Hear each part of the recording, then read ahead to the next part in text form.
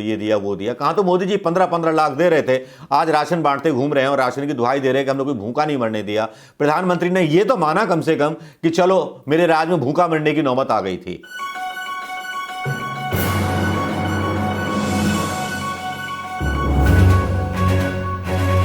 दोस्तों नमस्कार, मैं मनोज कुमार शर्मा एक बार फिर आपके बीच में। दोस्तों आज दिल्ली की सड़कों पर थोड़ी गहमा गहमी थी। आज दिल्ली की सड़कें थोड़ा सा एक अलग अंदाज़े बयां सियासत का कर रही थीं। जी हां दोस्तों, आज सुबह से चर्चा थी राहुल गांधी की उस ब्रेकफास्ट मीटिंग की जो आज कई दलों के साथ उनकी होने वाली थी, जिसमें समाजवादी पार्टी, शिवसेना, तृणमूल कांग्रेस, राष्ट्रीय जनता दल, जेएमएम, सीपीआईएम और भी पता नहीं कितने दल ऐसे थे जिनके साथ आज मीटिंग थी। राहुल गांधी ने उनको खुद न्योता दिया था और न्योता देने के बाद उस मीटिंग में पहुंचे भी एक तरह से राजनीतिक पंडित और भारतीय जनता पार्टी के नेता इस मीटिंग को थोड़ा सा सीरियसली ले रहे थे, अनुमान लगाए जा रहे थे। लेकिन इस दलों के जो एक गठजोड़ था और जो ब्रेकफास्ट पॉलिटिक्स थी, राहुल गांधी का यह अंदाज बिल्कुल एक अनोखा और नया देखने को मिला, जिसको लेकर के भारतीय जनता पार्टी के नेताओं के माथे पर बल पड़ गए। दूसरी तरफ गोदी मीडिया भी अपने अपने स्पेकुलेशंस लगाने लगा। लेकिन इस बीच उससे भी ज्यादा महत्वपूर्ण ये रहा, राहुल गांधी ने 1-to-1 जाकर के नेताओं से मुलाकात की, उनका अभिवादन किया।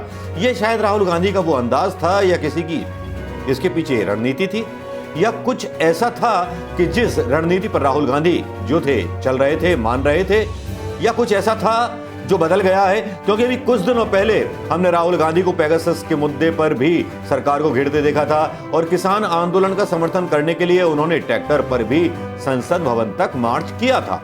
यहां पर अगर एक तरफ राम गोपाल थे समाजवादी पार्टी से, तो सीपीआईएम के नेता भी थे और भी दलों के नेता थे, तृणमूल कांग्रेस के थे, डैरेन ओब्राय समाजवादी से, मैंने बता ही दिया, झारखंड मुक्ति मोर्चा के नेता, सीपीआईएम के नेता, सब थे और सब एकजुट हुए थे और बताया यह गया कि राहुल गांधी इनसे चर्चा करेंगे कि किस मुद्दे पर सरकार को घेरा जाए।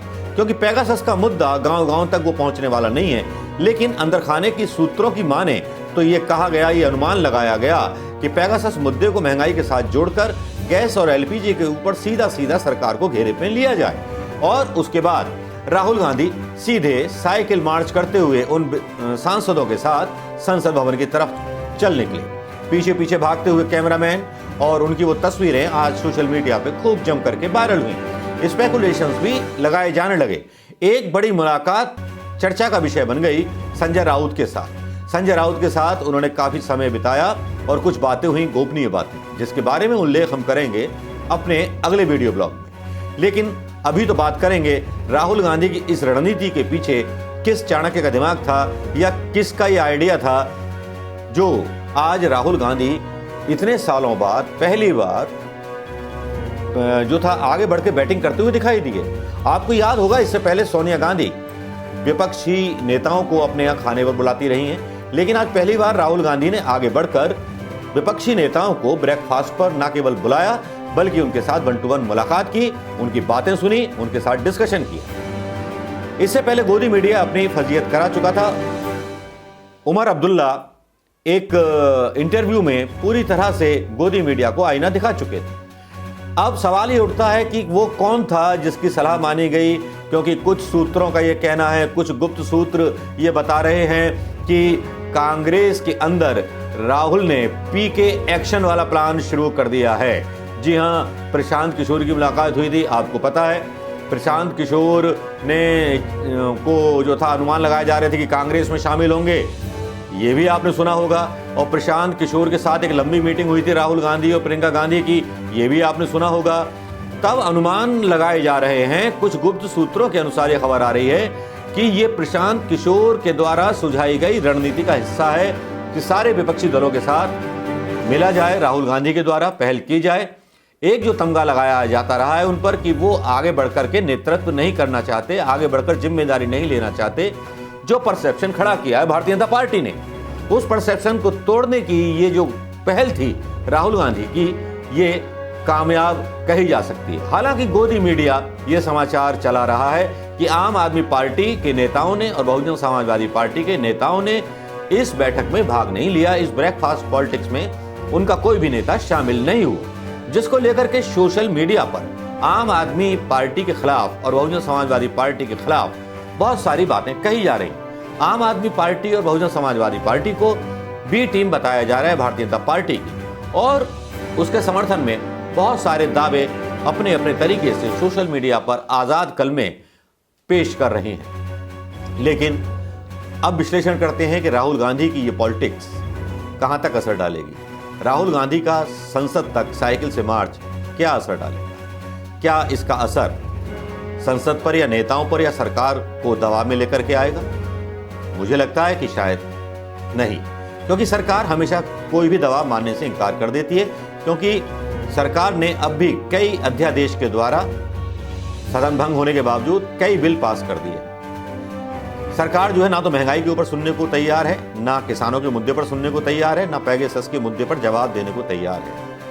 दूसरी तरफ राहुल गांधी ने जिस तरह से विपक्ष के नेताओं को बुलाया, एक तरह से ये उनकी तरफ से सम्मान प्रदर्शित किया गया उन सभी वरिष्ठ नेताओं के लिए जो अभी तक शायद सोचा नहीं था कि राहुल गांधी आगे बढ़कर के नेतृत्व और कमान संभालेंगे और सब नेताओं को इकट्ठा करने की कोशिश करेंगे। इसके पीछे प्रशांत किशोर और ममता बनर्जी का खेला होबे का दिमाग लगा हुआ है। ऐसा बताया जाता है ममता बनर्जी की सोनिया गांधी और राहुल गांधी के साथ मुलाकात, जिसको ये बताया गया था कि उसमें राहुल गांधी नहीं थे। मोदी मीडिया तो खबरें चलाने में माहिर होता ही। वहां ममता बनर्जी की भी मुलाकात हुई थी, राहुल गांधी की भी मुलाकात हुई थी और फिर प्रशांत किशोर, और रणनीति ये बनी थी कि सोनिया गांधी चूंकि आने वाले समय में अध्यक्ष पद छोड़ सकती हैं, कोई और अध्यक्ष चुना जा सकता है, तो एक गांधी परिवार का एक ऐसा चेहरा सामने होना चाहिए जो कम से कम पहल करे सोनिया गांधी की जगह कि अब कमान बदलने वाली। ये बदलती हुई चीजों के बारे में मैंने आपको जिक्र किया था। नवजोत सिंह सिद्धू, अशोक गहलोत से बात की गई, वहां पर सचिन पायलट का एक चल रहा था विवाद, उसको भी सुलटाने की बात की गई, और हुआ भी। आपने पिछले 15 दिनों में काफी सारी चीजों को एक साथ घटते हुए कांग्रेस में देखा होगा। क्यों ना माना जाए कि प्रशांत इफेक्ट है या ममता बनर्जी इफेक्ट। ममता बनर्जी का पारिवारिक रिश्ता सोनिया गांधी जी से उस समय से है जब बीपी नरसिंह राव के जमाने में ममता बनर्जी ने इस्तीफा दिया था, और सर्द रातों में, उन सर्दी भरी रातों में जब ममता बनर्जी सोनिया गांधी से मिलने पहुंची थी तो सोनिया गांधी ने कहा था कि क्यों छोड़ रही हो, तब प्रणब दा को वजह बताया था ममता बनर्जी। खैर, ये तो इतिहास की कहानी है, इसके बारे में फिर कभी खुल करके बात करेंगे, क्योंकि बहुत सारी चीजें हैं पॉलिटिकल जो घटती रहती हैं, लेकिन जिनके बारे में जिक्र बाहर नहीं आता, उनका जिक्र जो है केवल सत्ता की गलियों में थोड़ा सा सिमट के रह जाता है, कहीं दूर अंधेरे में सिमट के रह जाता है। लेकिन आज नहीं सिमटा तो राहुल गांधी का वो एक्शन जो साफ दिखा रहा था कि प्रशांत किशोर एक्शन में आ गए।